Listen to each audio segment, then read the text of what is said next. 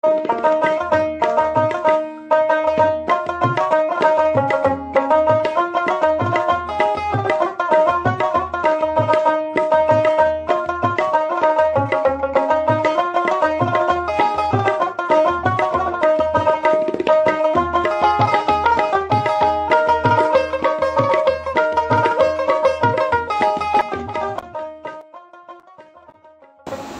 পাথরের ইমারতের এই শহরে যেমন ফুটপাতের নিম্ন গরিব রয়েছে, তেমনি রয়েছেন কোটি কোটি টাকার মালিক বিলাসবহুল পরিবার। দেশের সর্বোচ্চ ধনাঢ্য ব্যক্তিদের দৈনন্দিন কেনাকাটার চাহিদা পূরণে 2002 সালে নির্মাণ শুরু হয়েছিল যমুনা ফিউচার পার্কে।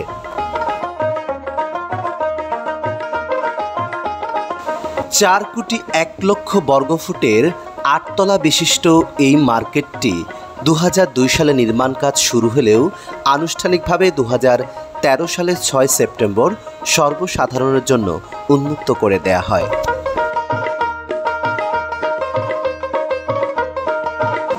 যমুনা বিল্ডার্স লিমিটেডের তত্ত্বাবধানে নির্মিত এই শপিং মলটি দক্ষিণ এশিয়ার সবচেয়ে বড় শপিং মল হিসেবে পরিচিত। এটি অবস্থিত রাজধানী ঢাকার প্রগতি সরণি বারিধারায়।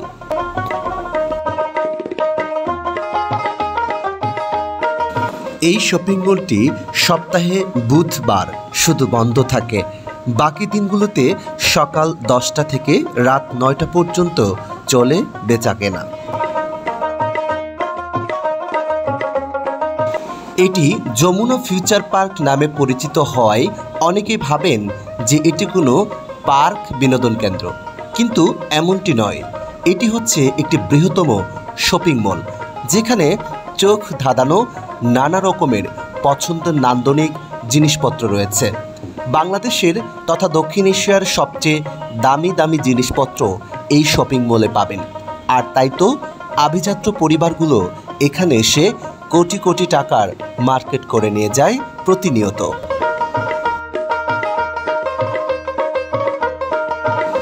কেউ বা ইলেকট্রিক্যাল সিঁড়ি, কেউ বা লিফট ব্যবহার করেন এ মার্কেটে। যার যেমন সুবিধা অনুযায়ী সেভাবেই এক এক ফ্লোরে যাতায়াত করতে পারেন।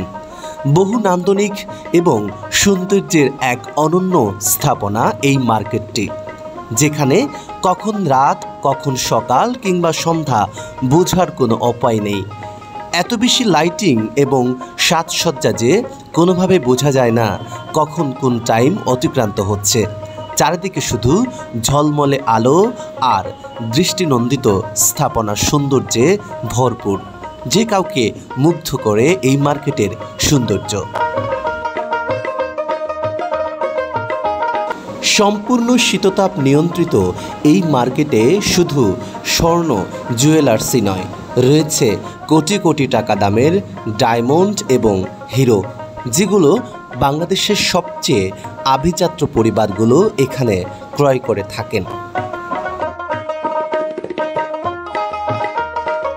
বহুনান্দনিক এই মার্কেটটি এত পরিমাণ ব্লক এবং গলি, যার কারণে কাউকে জিজ্ঞেস না করে ঢুকলে আপনি বের হতে পারবেন না। আলোকসজ্জা এবং এর ভেতরে বিভিন্ন খেলাধুলার আইটেম সহ নানা কিছু রয়েছে। শুধুমাত্র কেনাকাটাই নয়, পাশাপাশি বিনোদনের রয়েছে ব্যবস্থা। প্রিয় ভিউয়ার্স, আপনি যত গরিব ঘরের সন্তানই হোক না কেন, সবার জন্য উন্মুক্ত এই মার্কেট। সুতরাং জীবনে সময় পেলে একবার ঘুরে আসবেন এই মার্কেটটি। ধন্যবাদ সবাইকে এতক্ষণ সঙ্গে থাকার জন্য।